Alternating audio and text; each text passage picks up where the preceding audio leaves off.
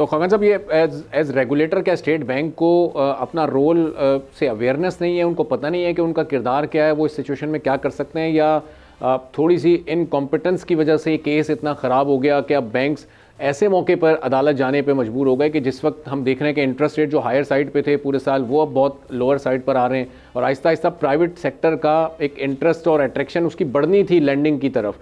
तो ऐसे मौके पे ये स्टे ले लेना, इससे तो हमारी इकॉनमी बिल्कुल एक जैम हो जाएगी प्राइवेट सेक्टर के हवाले से। तो दो तीन बातें इंपॉर्टेंट हैं। एक तो हमने एक नेशनल फाइनेंशियल इंक्लूजन स्ट्रैटेजी लिखी, मैं गवर्नमेंट में ही था जब ये स्ट्रैटेजी लिखी गई, और ये सारी गुफ्तगू हुई कि कैसे ये NFIS को आगे लेकर चलना है। स्टेट बैंक ऑब्वियसली उसमें लीड लेता है और बाकी रेगुलेटर्स से बेहतर सलाहियत रखता है। तो आई रियली होपिंग कि किसी वक्त कोई NFIS पे कोई सेमिनार में वो हमें बताएं कि उन पे हम आगे कैसे बढ़ रहे हैं और क्या क्या काम हुए, और आई एम श्योर कि हुए भी होंगे।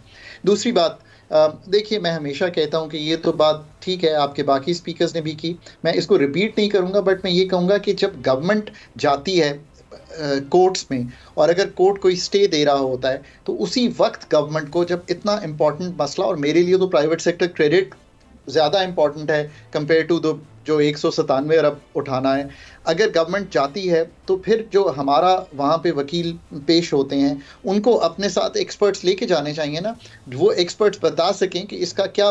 मेरा ख्याल है कि अगर उनको ये बताया जाता कि 70-80% वहाँ पे है, ऑस्ट्रेलिया में 110 है, आप बताइए यहाँ पे खड़े हैं, हम इस क्रेडिट को चैनलाइज करना चाहते हैं। आज की जो इंडस्ट्रियल पॉलिसी है ना, it is not the government setting up an industry and saying ये गवर्नमेंट सेटअप करना चाहती है, it is driving this kind of export led growth or creating mechanisms and policies. This is exactly what it is. So court को हमें बताना चाहिए था। जहाँ तक स्टेज का ताल्लुक है, आपको मालूम है कि गवर्नमेंट में ये भी लिखा हुआ है कि 6 महीने से ज़्यादा गवर्नमेंट का जो हमारा स्टे है वो मेंटेन नहीं होना चाहिए, ऑटोमेटिकली वेकेट हो जाना चाहिए।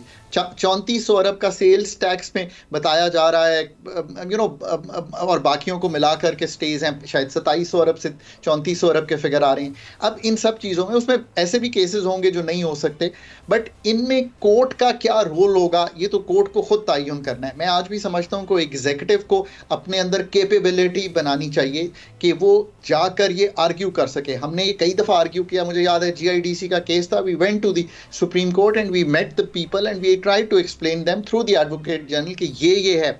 आज भी 423 अरब रुपया फंसा हुआ है उसमें।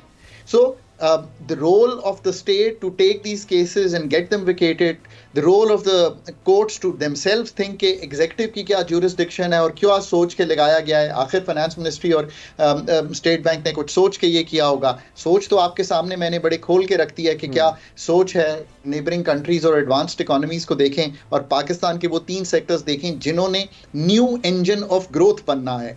और इसको छोड़ दीजिए, आपका ख्याल है कि कोई ITES वाला बच्चा जो खुद कंप्यूटर या अपने सेटअप करना चाहता है वो बैंक से लोन लेने जाएगा तो उसको कोई एंटरटेन भी करेगा? So you have to really think कि ना कि गवर्नमेंट लैपटॉप बांट रही हो, उसको जाना चाहिए, उसको अपनी फ्यूचर अर्निंग्स करनी चाहिए। बैंक अब ये काम करना शुरू करेंगे जब उनको ये होगा कि हमने ADR भी बढ़ाना है, और ये गवर्नमेंट जो है वो तो अब 40% की बोरोवर रह गई है, अब तो हमें हर सूरत में जाना पड़ेगा इस एक्टिविटी को बढ़ाने के लिए। That in 3 years has to change. ये कॉन्वर्सेशन जो आज हमने की है, मैं हूं या ना हूं आपके पास साथ, आप 3 साल बाद जरूर इसको रिवाइज कीजिएगा और देखिएगा कि ये फिगर्स क्या कहते हैं। That is the litmus test. Subscribe करें और बेल दबाएं ताकि कोई खबर रह न जाए।